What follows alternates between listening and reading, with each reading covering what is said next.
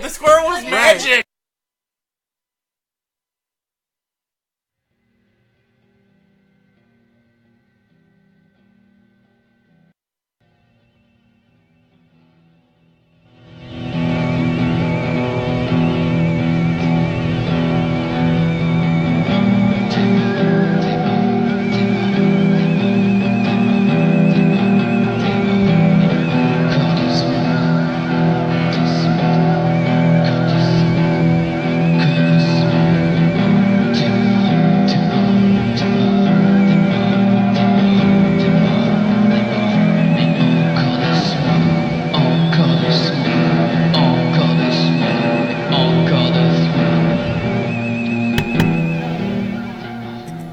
Beware your human heart. This is the Diabolical Index, where the pages of the uncanny reside.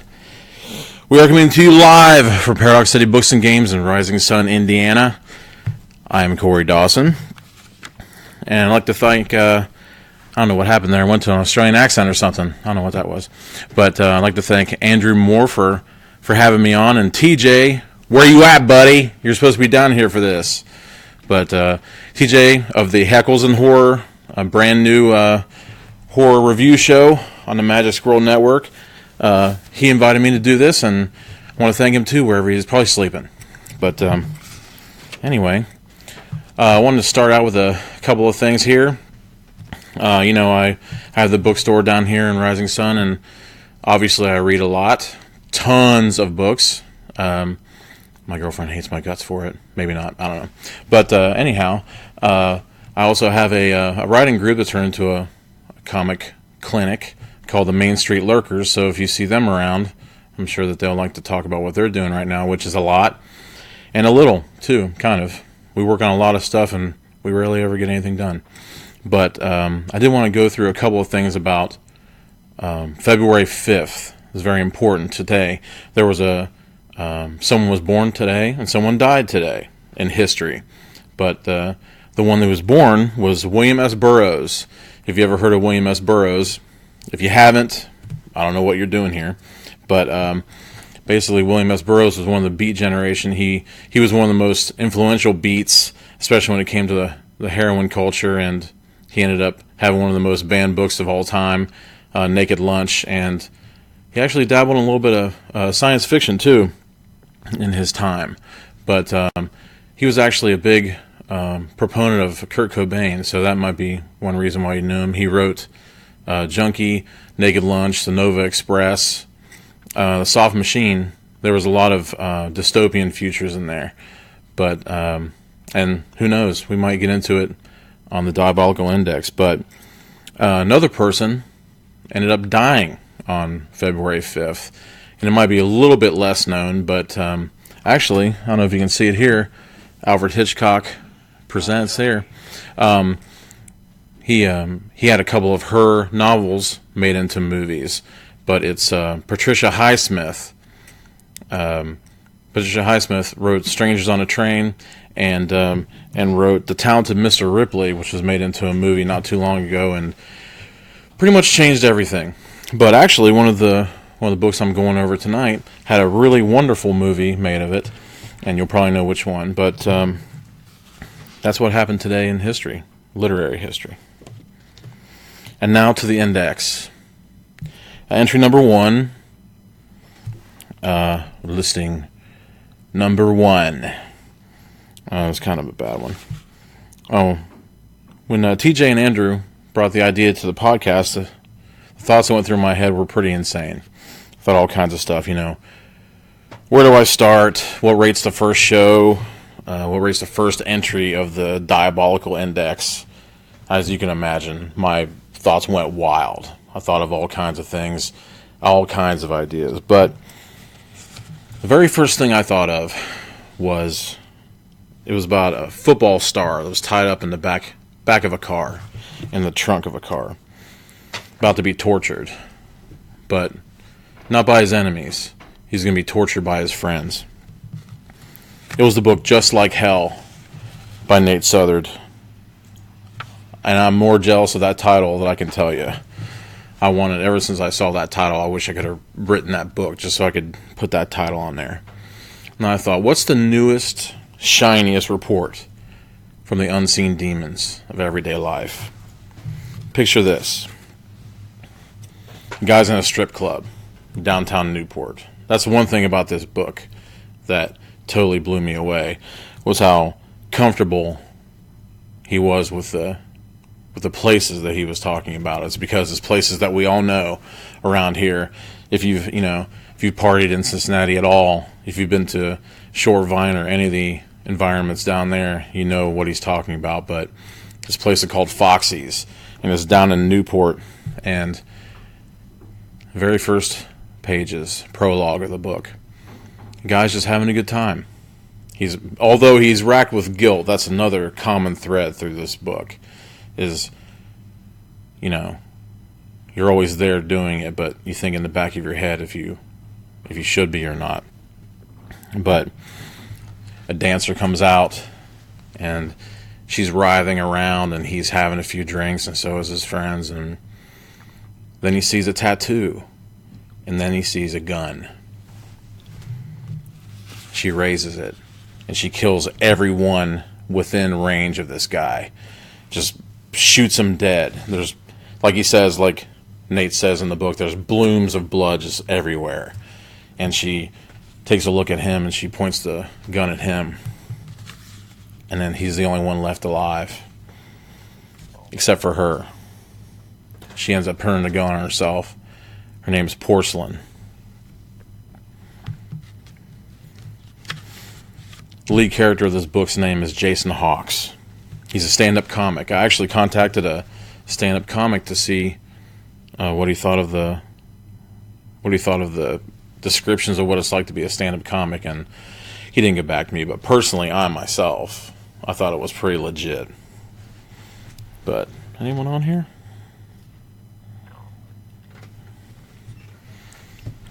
Come on, you guys. Come on and talk about it. But the character, he ends up being contacted by the police, and they say, there's this girl, you may have seen it on the news, she ended up shooting up the place, a strip club, and ended up turning the gun on herself. And it turned out that Porcelain wasn't her name at all. It was the name of a girl that he knew, Andrea, from back in the day. And that's where the whole thing begins. And, total confession here. Nate's a good friend of mine from way back in the day. So it's kind of difficult to me to not see some of the characters in this, going through their lives. And, Jason, he's on a tour. He's on a comedy tour, so he's all over the place. And he's in New York and California and Las Vegas and all this stuff that's so far away from us. Unless you go down to Lawrenceburg or Rising Sun. We got a little bit of Vegas down here too. But he comes back to Cincinnati after the death. And he wants to find out what's changed and what stays the same. And it's difficult not seeing, glimpses of old friends and these characters, from memories he's had and different things. And I recognize the places where they've gone. And I've been there. He doesn't talk about, the stadium. He doesn't talk about Great American Ballpark or the Procter and Gamble building. He talks about little places like Hopple Street and coming off the exit and almost hitting the brick wall. And he mentions Camp Washington Chili and a couple other things down there, but it really brings it home. Especially like another favorite author of mine, Lawrence Block. He writes detective. He actually writes books about a burglar, and he writes a book about a hitman. But he makes the world his home. He goes out and he sees all these places for himself, and it gets translated to the book. And you can tell that Nate has seen all these places too. And actually, it makes you wonder about how many other places that he's seen. Because the point of all this, the point of both of these books, is the idea of being haunted. I'm sure that all of you have been haunted sometimes. Haunted by what you've done. in this case, Jason and his quickly dwindling friends are haunted by what was done to them, and the thought that in some cases they didn't want it to stop. They didn't want to find it. And, make no mistake, this book hits you where you live or where you didn't know you lived, your secrets and your inner selves, your other selves. Sometimes memories have teeth, and sometimes they draw blood where the scars used to be. So this book it was very surprising. I ended up telling him not too long ago. Creepshow. Oh, yeah. I'm not surprised that somebody pointed that out. I've had so many people trying to snap that up from me, that's for sure. Yeah, being haunted. It's a really important thread in these books, and his other books, Just Like Hell. I mentioned Just Like Hell. That was a crazy book because it is familiar. You've seen it before. You've seen all these things before. But in this case, this book is intense because it doesn't just talk about the. Yeah. Well, in fact, I remember seeing when I first started thinking about this podcast, I had an idea to do the newest book that I could think of. And once I contacted Nate about this book, I just thought, it actually doesn't at the end of the podcast. I'm going to have the email or the website where you can go and pre-order. It actually doesn't come out until March. So actually, I mention it now. If you go to www.lethepress.com, that's Leth, maybe Lethy. I think it's probably Leth. But if you go there, you can pre-order the book, and believe it, it's intense. And the covers is just this blank, shiny, piece of perfection, just unmarred, except for this line of blood that comes down and forms the eye of Porcelain. And it makes you think that, a lot of things are shiny and perfect, and just below the surface, there's something that was hidden behind, the veil of perfection. But it's intense. I won't lie to you. This is not something that you can. Maybe you can. I don't know. I probably wouldn't lend it to my mom. There's some very, very, very adult situations and graphic violence and everything I love. My stepdad used to say, Alvin's in this movie. I love this movie. Alvin's in this movie. And I'm like, Alvin who? He said, ALVN. Adult situation, language, violence, and nudity. Alvin's my favorite actor. But yeah, that's what you got in this book, definitely. But yeah, it's intense. But it's mostly because it touches on something that you don't see a lot. You don't see it a lot in these things, where Nate he's not afraid to admit that sometimes, people like being abused. People like being lowered. And even at the time when you're allowing yourself to fall, not even fall victim, maybe you're enjoying these things and it's coming from inside of you instead of elsewhere. In this case, it is coming from elsewhere. But I don't want to go too much into that. I didn't want to spoil the book because, in the case of the next book, I can talk about it because it's been around for a while. But this one, I think that you need to go in there with just the faintest idea. I was going to say, when I went to the pre-sale site, there's a little blurb, there's a quote from another writer, and it's a good writer too. And they basically said, Porcelain is Southard's answer to It and Ghost Story. And I talked to Nate not too long ago, and I said, when I was thinking of other books to read along with this one, Ghost Story was the first one I thought of, because, that has to do with being haunted by stuff that you've done, and actually someone that you've betrayed comes back when you least expect it. In that case, they're a bunch of old men, and they had wronged a woman, and she came back from the grave. But in this case, there's not so much a grave as much as the grave of the lives of these people.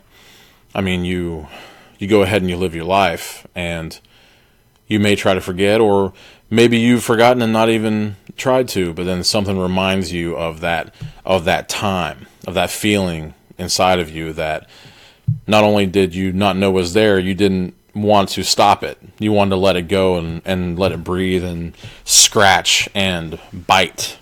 So in this case, it's definitely a case of that. And, with the It reference, I was really... I was totally hesitant to even talk about it when it comes to this book, because I mean it's come back to resurgence so hardcore now, and if I was a published author, I wouldn't want everyone saying, hey, that book you wrote, it's just like it, or it's just like this popular thing that's out right now. That would really nettle me. But I mean there are echoes. There are whispers of different influences, and you can't stop that. Everyone who's ever written anything, it always comes out in things, but I would say definitely without question that this is much different than that. Anyone who's read the book It knows that there are moments in it that, in my opinion, I think that they hit a mark that, I don't know. It's not even the same. It's not even in the same realm of what's going on. In this case, it's a much more realized. It's a realistic mark, because I don't know. I was reading it, and everything that happened in the book, I could totally relate to it. I mean, except for the obvious ones, but there's some. Sometimes you can be haunted by something that happened in the backseat of a car in high school. It can come back to you. You can be watching a movie, or you go to the Walmart and you see someone you haven't seen in 3 trillion years, and then all of a sudden that light just comes on. You remember that one time, that one dance, or that one secluded parking lot somewhere, and you went too far, they went too far, you both went too far, whatever. In this case, ends up being deadly. But it's all deadly. All those memories can be deadly. But looks like a bunch of you are watching. You talking about something wicked yet? Was that now? You talking about something wicked yet? No. Okay. No. I was trying to keep up with it. Yeah, I'm probably going too fast. No, you're good. What about that lady? Trisha Highsmith? Yeah, she died on February 5th. So, yeah, on my little literary history thing, I mentioned William Burroughs. Maybe I got the other way around. I can't remember. One of them was born and one of them died. That's all that matters. Burroughs wouldn't care. I actually found this ratty old VHS of some little, I don't know, it could be worth something, but it was practically a whole movie of Burroughs just talking to people, and a bunch of different artists, and his son, which I had never seen his son before, and different people. But yeah, I mean, I was happy and I was sad to have seen that on there. I was trying to look around for something that happened today, but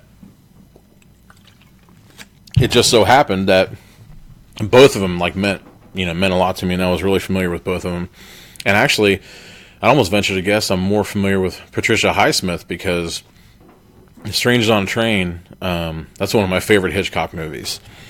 And actually, that's definitely, I don't know, sometimes I wish I could bring movies into but I don't know, that might be coming. You never know. We were talking about that earlier, because to say that I'd be talking about books and not talking about movies, it's just silly. That's just silly to even think about, that I wouldn't be talking about movies at some point, somewhere, with something. But that's one of the favorite Hitchcocks, and it's also linked to Throw Mama from the Train, if you've ever seen that movie. It's just unbelievably twisted. Danny DeVito directing that one. But anyway, I digress. All over the place. Allen Ginsberg. What's that now? They want to know if you like Allen Ginsberg. Oh. Actually, I I have to say that Howl was the only thing that I read by Ginsberg. I read a little bit of his autobiography, I think it was his autobiography. It was something like, All That I Care About Is Me, or All That Exists Is Me, something like that. He was, to be honest, I don't know. He was a little bit one of the guys that kind of maybe thought a little bit too much of what he was doing. I don't know. I mean, with the beats, it was really pared down. The stuff they were doing was, little word bits here and there and making up lingo and kind of like the Lenny Bruce type of comedy type of poetry. And with him, it was like, I'm going to write one poem that is 300 pages long and it's going to talk about the godliness of my testicles and stuff. And I don't know. do what you want, man. Whatever works is fine. It's not my cup of tea. Bukowski, on the other hand, that's a different story. That's a whiskey drinking, bar fighting son of a bitch. I like that guy. Yeah, Bukowski. Everyone read Charles Bukowski. Anyone who's ever dated anybody, who cares? Who cares what sex it is? I quote, kind of paraphrase Rollins. Boy, girl, tree, rock, goat, whatever, standing still, whatever. Read the book Women by Charles Bukowski. He knows where it's at. But I'm digressing. I guess that's the point, though, to digress. Especially, trying to get through it. But, yeah. I'm going to say just like hell again. But anyway, read all of his stuff. Nate Southard he's becoming pretty prolific over the years. I've seen him, he wrote for comics for a while. Independent comics. I don't want to say underground comics, but independents. And he wrote something that, I don't know if it preceded The Walking Dead, but sometimes I wonder if somebody needs to give him a call, because I think they were pretty close, and the name escapes me right now. But yeah, go to Goodreads, go to wherever you can, Nate Southard, NateSouthard, and look for Porcelain. I'm not giving anything else away. I could talk about it for ages, just the thematic punch of that book. I was actually surprised. I wrote him right after I read. I was probably, I don't know, maybe 3/4 of the way through. And I wrote him and I said, I didn't like the character as a person. I wasn't thinking about the way the character was written as a writer, as someone who likes books. I always see it's all a movie to me. When I read a book, it becomes a movie. So I was also thinking of, these characters as people. And when I met Jason Hawkes, I just didn't like him as a person. But I also told him, I said, despite me not liking him as a person, I cared about what happened to him, and I hoped everything worked out well for him. So, I mean, that's about as invested in a character as you could possibly be. And, it counts. It matters. So, yeah, go to www.lethe.press, Lethe, press.com, and pre-order Porcelain. You won't regret it. Speaking of regret, the second listing has to do with another sort of haunting. I didn't want to drop that line. I didn't want to drop that thread. Regret. Being haunted by what you didn't do, or what you couldn't be, or what you couldn't remain. And that's exactly where evil comes in, right there. It comes in to grant your dearest wish, or to fulfill your greatest desire. And that's definitely Something Wicked This Way Comes by Ray Bradbury. I'll never forget it. I will never forget it. And, it's one of those things where one of those rare occasions I was talking about, Strangers on a Train being a good movie made from a book, and one of the finest, thanks for that, dude. One of the finest book to movie. After having seen the movie first and having read the book for this, I'd have to say that the book to movie was really strong on Something Wicked This Way Comes. My sister had us over one Halloween. It was one of those things where she babysat me and my sister, and it's so weird to talk about it now. Everyone who knows me knows that I watch all these scary things, and I read all these scary things, and crazy stuff, insane things, dark, deep, dingy stuff. I'll watch it all and read it all. And however young I was back then, whenever it was, I was scared of everything back then.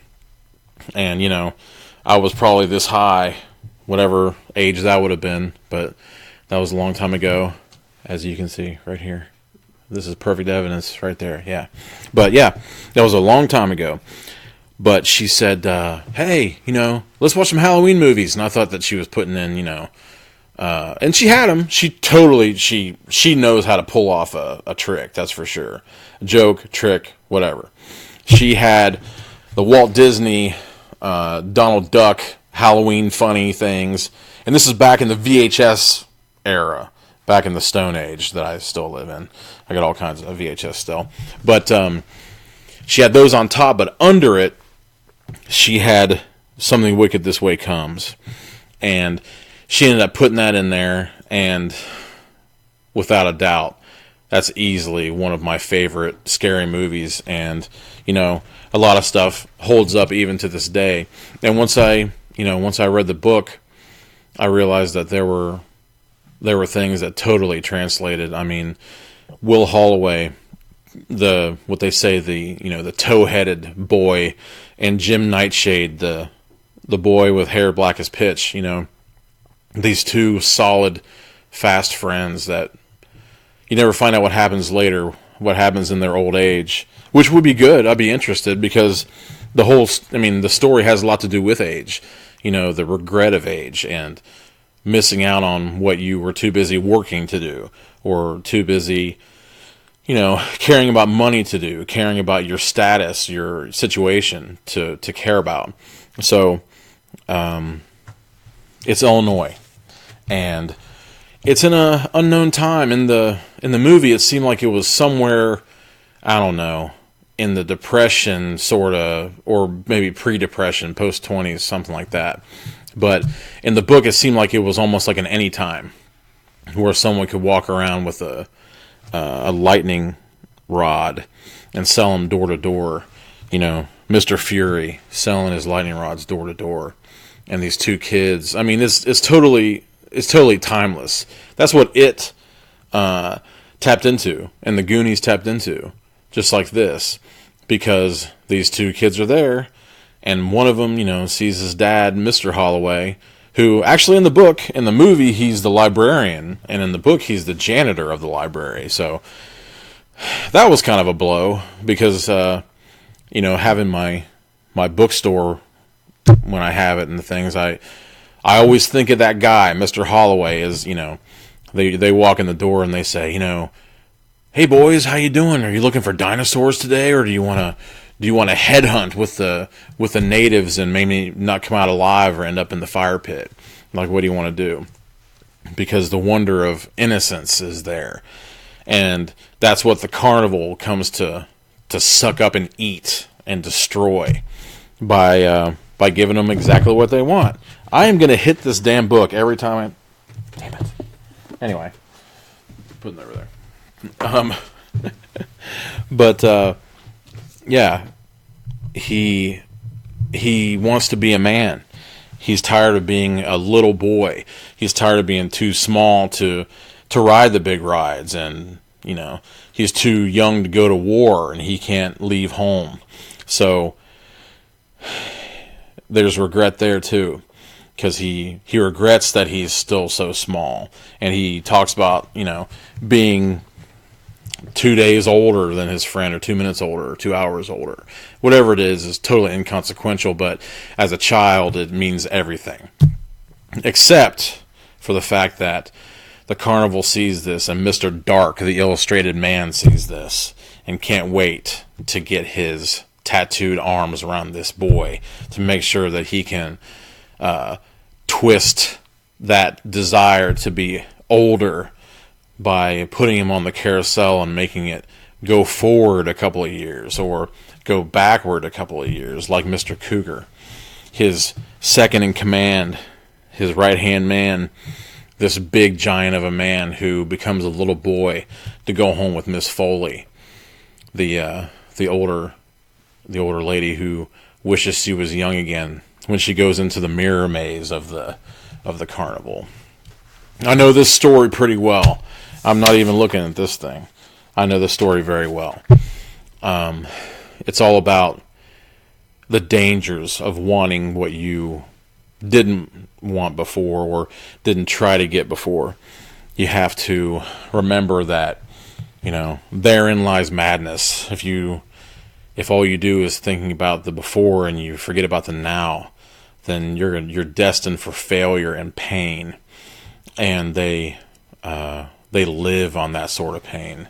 There's the dust woman, the most beautiful woman in the world who came in an ice coffin, and Mr. Fury wants to marry, but then he finds that it's nothing but a ruse, a shell that falls away. Even the tents are alive. He describes them as having skeleton bones holding up the flesh and the skin of the tarps. Everything in this carnival is evil.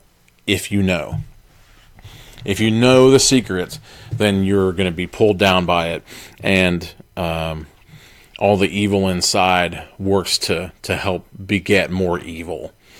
The Mr. Cougar, the giant, when Will and Jim, when Will tries to stop Jim from getting on the carousel and becoming an older man, there's a fight, and he tries to save his friend, and in the process he ends up making the carousel go crazy, and Mr. Cougar is shrunken to the level of a 130-year-old man. And that ends up coming in the movie too, except it's Mr. Dark there. But, oh my God. I don't blame you, Toby. Go for it, buddy. Just like, hey, just like that. He's not letting the grass grow under his feet. He's doing what he wants immediately instead of waiting around and wishing he had done it when he was actually, listening to me ramble on about this Ray Bradbury book. But hey, you ask anybody, and they know Bradbury's the stuff. I'd say that the worst part about it all is, if someone reads Fahrenheit 451 in school, hopefully the message sticks to them instead of, I think that's the worst part about reading in school. You read in school, you're forced to read. You're forced to read these things, and then you end up, maybe not even touching the book again for years, or waiting for it to come on Netflix where it's totally doesn't make any sense from what the book was. Hopefully that never happens with Fahrenheit 451, though. I think everyone loves that.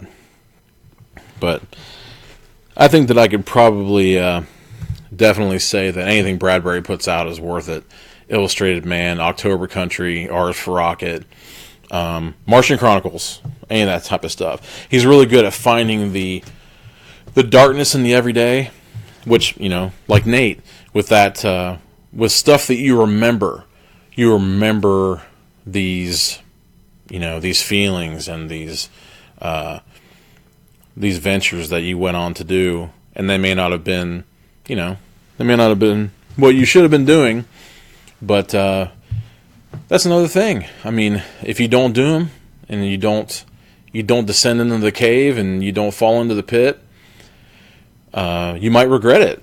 You might wish you had. You take these steps when you're younger, and then old age just ends up being this never-ending thought of what could have been. But on the other hand, if you go for it, then you might end up pulling back a stump. So that's another problem. But yeah, Something Wicked This Way comes. It's a very simple story, so I probably couldn't spoil it too much, really.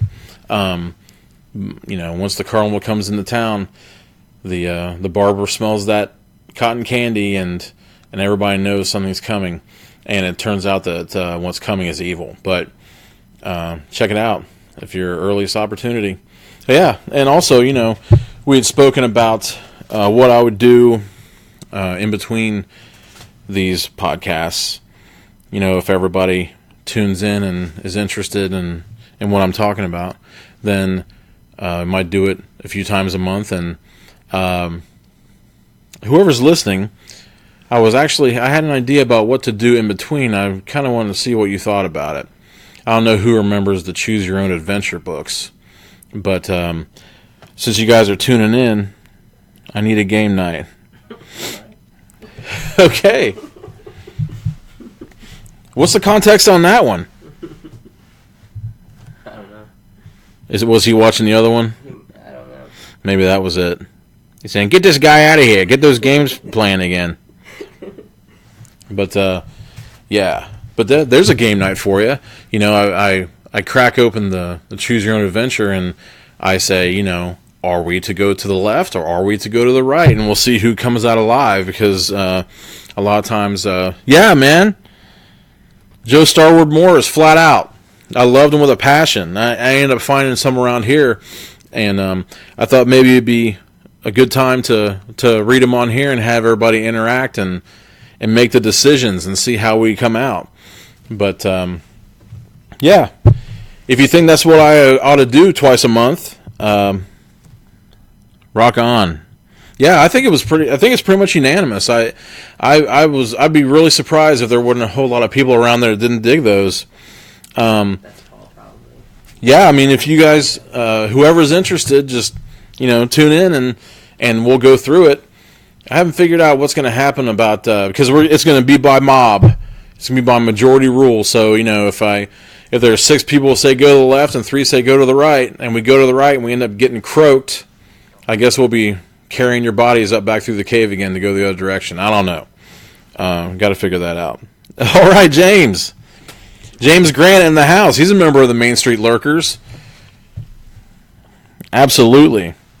And actually, it'd be kind of fun, to be honest. That guy can draw creatures like you wouldn't believe.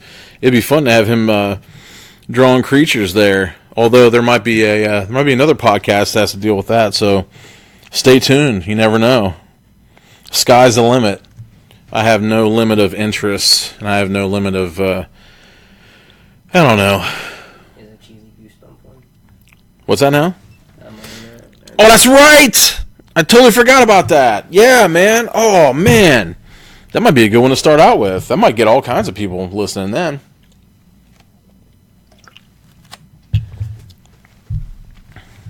I don't know about cheesy. Maybe it's cheesy. I don't remember. Yeah, did you see that movie? Which one? The new Goosebumps movie? one? The one with Jack Black? Yeah, I don't know, man. I'm starting to lose faith in Jack Black a little bit. Jumanji was good. You saw the Jumanji I heard it was sequel? That's what I'm screaming. About to say, oh my god. Oh my god.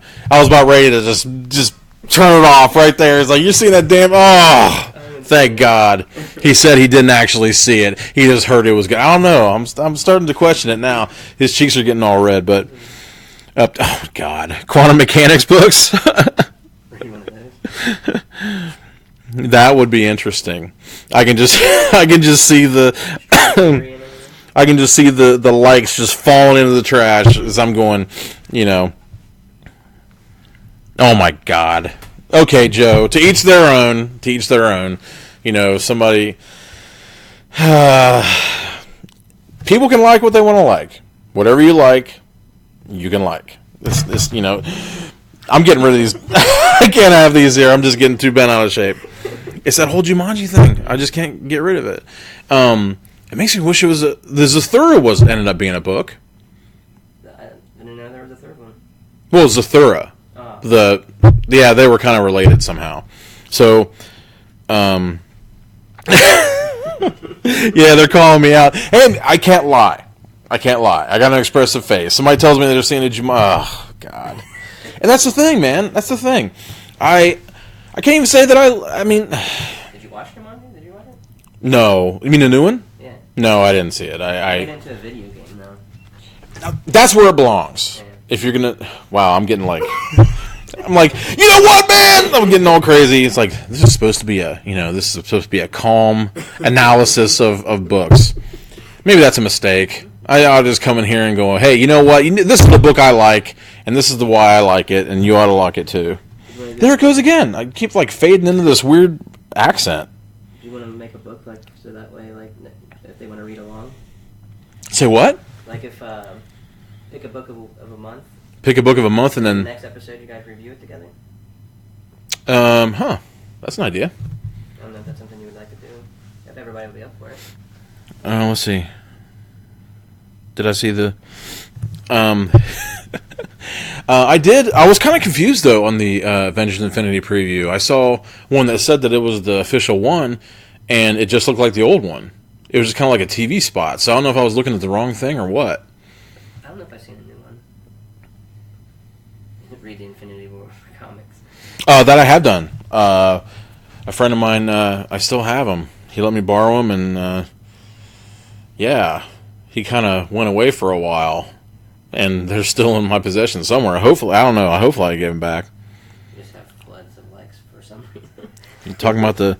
See, that's the thing. Like, it's starting to make me wonder, man. Like, maybe the index ought to be like multiple things. Yeah. I mean, it's an index. I mean, you go to the index, you pick what you want to talk about. For That's true. But then I couldn't do horror, though. Why couldn't you? That'd be a burn. Because then I'd be stepping on TJ's toes. He's got the Heckles and Horror. Huh? For books and stuff? Yeah. No. He's not talking about books. He's going to talk about indie horror and stuff like that. Just indie? Well, no, I mean, like, other horror, too, but he focuses Oh. on indie. So, here's the question. Can they hear your responses, or they just hear me? They might hear.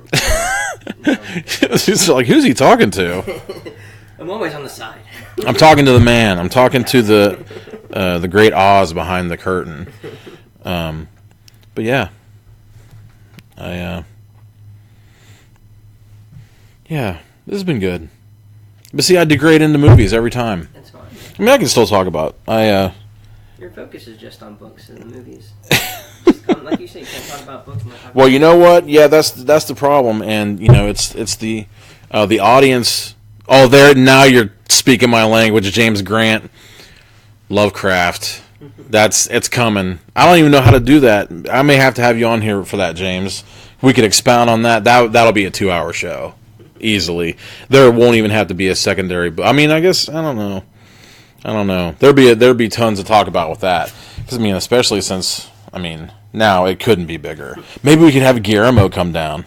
You're not there, so you're not talking to the man. For the love of God. Okay, I don't even want to know what a starwood is, but it's wood that glows with the heat of 1,000 suns. Poe was like 1800s, and then Lovecraft started doing like the cosmic horror, kind of like in the early 1900s and teens into the 20s and stuff. Delve into the madness. That's what it's all about. It's all about the fragile human mind and what it can take when it's finally open to. There you go, Star-Lord. That's kind of what that's all about. When he was open to eternity and his eyes went all black and stuff. I mean, that's kind of what Lovecraft's all about. When humans find out the secrets of the cosmos, they end up changing into different things, and their brains start to grow tentacles out of their face. That's one thing about Lovecraft that is kind of irritating in the 21st century. They think that anything that's got tentacles coming out of it is Lovecraft stuff, but... I think it just dropped. See if it pops back up.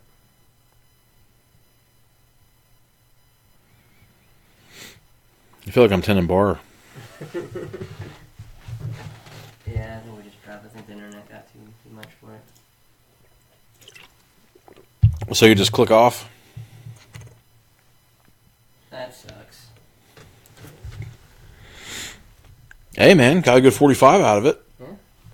But see, that's what happened. I started, that's why, like, I'm doing that guy James. I think it might be coming back now. Because they fly wherever they want to. So it's like... What? You gotta plan on where they're gonna go. But it's so good that I had those two... Is that pointless getting caught in there? A lot of damage. I'm sorry, but they had to be taken out.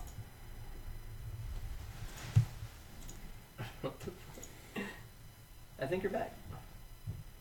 Am I back? I think so. Let me see if we... It's all about when humans find out the secrets of the cosmos. Ask him if you're back.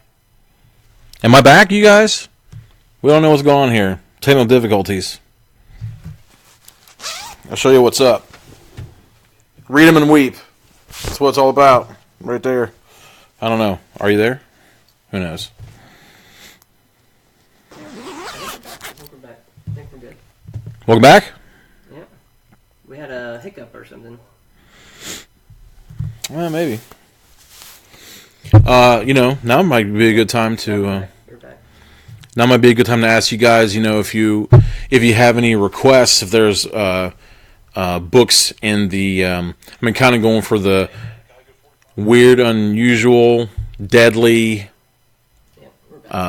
Weird, unusual, deadly, uncanny, horrific, that type of thing. That's what the Diabolical Index is going to be all about. I don't know what happened there. So we're good. Yeah, all that talk about Lovecraft has got my throat crazy. Lovecraft was like, shut it down. Oh, no way. Well, maybe. Maybe. He might not like my modern turn of phrase. He'd be telling me to use words like, I don't know, nepenthe, stuff like that. I was pretty pumped when I found out that Castle Freak was based on one of his stories. Actually, Lovecraft has had a lot of stuff. He's almost had more stuff out movie-wise than Poe has. Because all the Poe stuff was like Roger Corman shit during the 60s, and they just kind of like tacked Edgar Allan Poe's name on there and made some sort of bodice-ripping romance, albeit with Vincent Price and a lot of times, but you can't go wrong there. But am I seeing any peeps? People left when it froze. Yeah. You saw the read and weep. Oh yeah, we're back. Okay. Is he asking me to read the Infinity War comics again? No, I think sometimes when you go back in, it just says like the latest comic there. Yeah, if you can't tell by this stuff, I don't have a whole lot of technological savvy, so I don't know when we're on and when we're off and when we're whatever else. Yeah, like all of a sudden, I had a red bar down the bottom and it was like 30 seconds behind. But hey, episode 1, entry 1 into the index. But hey, if anyone's got any, I don't know if I want to do Lovecraft yet, much as I would like to. I don't know if I want to do Lovecraft yet because I've got so much to say, and not to put too fine a point on it, I don't know if I want to blow my wad so soon. Kind of want to keep going on some other stuff. But if anyone's got any requests or any ideas on stuff I could do, basically my plan so far has been to try to find the newest book I can find, which is really rare for me. Usually my theory has always been, for the 20,000 books that came out and made to Barnes & Nobles or Joseph Beth today, there are 3 trillion that are, in the back catalog. So there's going to be stuff out there that is going to be awesome, but no one would know because they're too busy reading the newest, fastest, best, shiniest. Except, seeing as how this is a new thing for me and all that, my theory was I would find the newest book I could find that interested me and fell under the banner of the Diabolical Index, whatever I felt would go into that easily or aptly. Then I would find that new as I could. In this case, it's even before it comes out. And then I would read that, and then I would find something from back in the day that had a common thread or an opposite thread, some sort of parallel or moving in a different direction. So in this case, I had the old and the new with Porcelain by Nate Southard. I'm trying to say as much as I can so people remember, and Something Wicked This Way Comes. Read them both. They're completely different, but you'll find something that kind of turns a different direction. You'll see kind of like the perils of desire in either direction. So it's great. It's been a lot of fun going through this stuff, and I guess thanks again to Andrew and to Magic Squirrel Network and TJ, you bum. I was hoping you'd be there like rocking, but you weren't here. Nope. Off doing some kind of clown business, whatever it is you guys do. Get it, press them shants. Yeah, making those crazy ass Fanta, or is it Fanta? Fago. Making those crazy Fago protein shakes. I don't know what's up. Sharpening your hatchets, but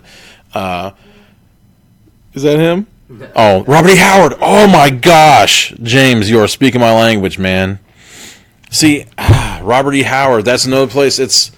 He's giving me the good stuff. And that actually, Robert E. Howard was a member of what they called the Lovecraft Circle. It was one of his, I hesitate to say acolytes, but it was this group of writers that he kept correspondence with. He kept some serious correspondence with these writers. He was an avid writer of letters. If you don't believe me, go on eBay and look up Selected Letters by H.P. Lovecraft. You'll see how expensive a book can be. But yeah, Robert E. Howard definitely. I should probably just do like a running list of what I want to do, but I'm curious about what kind of common thread would be going through Robert E. Howard's stuff as pertains to today. I guess maybe if I was like watching Creed or something. Well, I mean, Robert E. Howard wrote Conan and stuff like that, but Solomon Kane, that might be the one right there. That would be in the dark and deadly and uncanny and weird category. No, thank you. What? Is Joe Starwood Morris saying he doesn't like Robert E. Howard? I'm not even hearing that noise. Come on, get back at me. I know you don't mean that. You can't. It would be kind of fun to do, when you think of, who's that guy? I can't believe I'm forgetting his name. He's like one of the greats. He did Call the Wild. You gotta be kidding me. Jack London. Sheesh. I ought to shoot myself in the foot. I would make an interesting looking clown.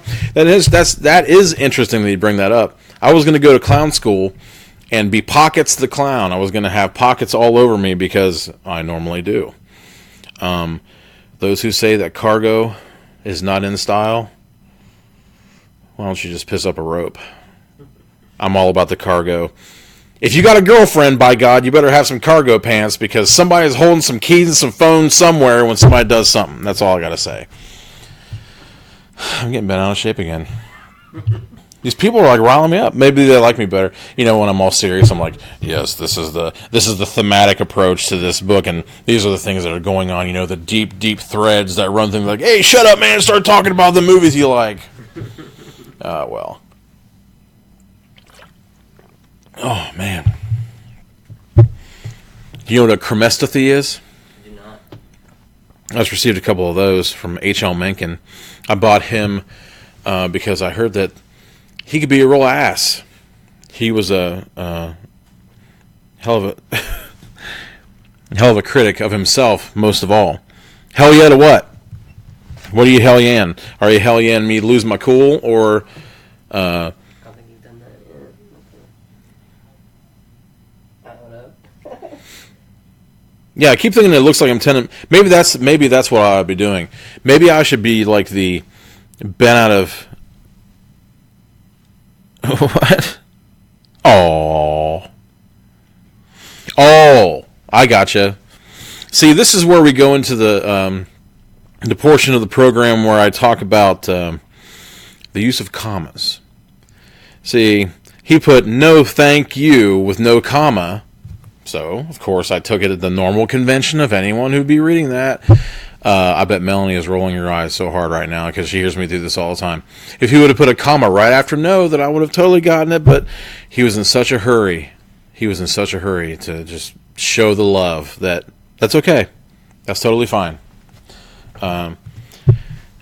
All support. Even though I stopped talking about the books like 20 minutes ago. Something like that. I don't know. But anyways.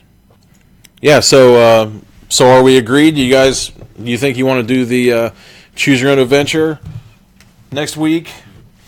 Because I don't know. I thought about it. I mean, I could do books I could do a book or two books or aggressive book review. I could do, absolutely. I could do books every week. I could do books every day. But for some reason, I thought it'd probably be good to spice it up. Because, I mean, obviously I did the serious book stuff at the very beginning, and I think it's just better if I just go after it. So I've got some here that we could be doing next week, maybe. And we can go through the quest together. I'm not sure how long it would take. It might take a couple of weeks to do one of these. I'm not sure. I don't know. An hour? I don't know. But Lone Wolf, I don't know. The Hell's for Solomon Kane. I'm totally with it. And actually, the movie, even though it was made in like Sweden by like 17,000 producers or whatever, it was actually pretty decent too. But Lone Wolf, I didn't want to get off of that. This guy, not this one in particular, but Lone Wolf Choose Your Own Adventure books was one of the first books I remember picking out for myself from the book fair. Those illustrious book fairs that I guess they're still having, although I don't know. I was looking at one of the book fair catalogs the other day, and it seemed pretty damn sparse. I was pissed about that. I thought I remember those book fair magazines, or whatever you call them, the brochure or the pamphlet. I remember it being something like 12 pages long, or all that stuff. And I mean, of course, back then we were using doubloons, but I don't know, man. They got all kinds of crazy stuff, and it was really expensive. But I remember that so vividly. But Lone Wolf was one of the non-choose your own adventure, choose your own adventures that I really liked, and choose your own adventure zombie style. Yeah, anyone who I'll just put the call out right there. Anyone who's got them, just loan them to me, and then we can do them on air. That too, because I got 4 of them. They're not the most exciting, but I don't know. That could be fun, though. I mean, even if it doesn't look exciting on the outside, maybe we could, like, spice it up. Maybe I'll lie. Maybe it'll say, well, you're just walking down the street and you step in some gum, and I'll just turn into a grenade or something. You never know. I'm pretty creative that way. People have accused me of being creative once or twice, but oh my God. That would be wonderful. So what would it be? How would you work that? He's talking about a choose your own adventure drinking game. Oh no, he said that. Okay, all right. Sorry, I thought Oz was saying that. Choose your own adventure drinking game. I'm sure there's rules. I bet they exist out there somewhere. Shots, like they go to a certain way, maybe.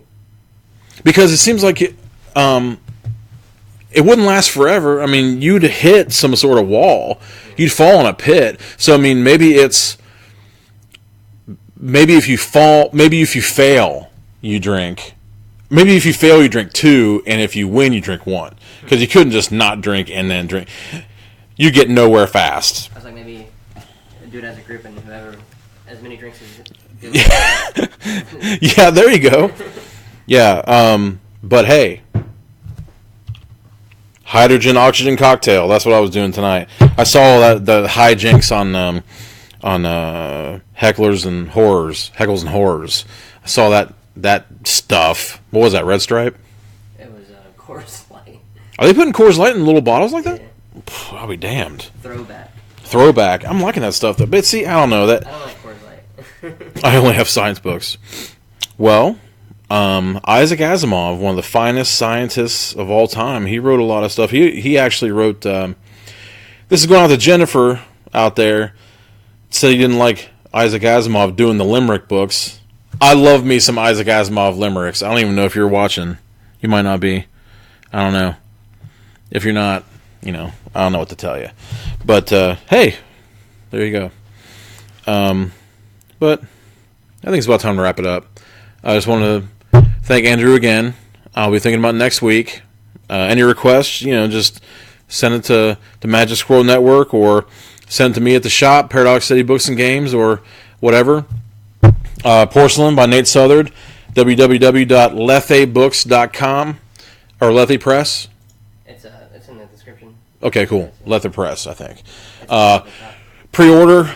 You will not be disappointed. You may be eerily turned on, maybe. You may feel guilty about being turned on, but don't. If you're turned on, don't feel guilty.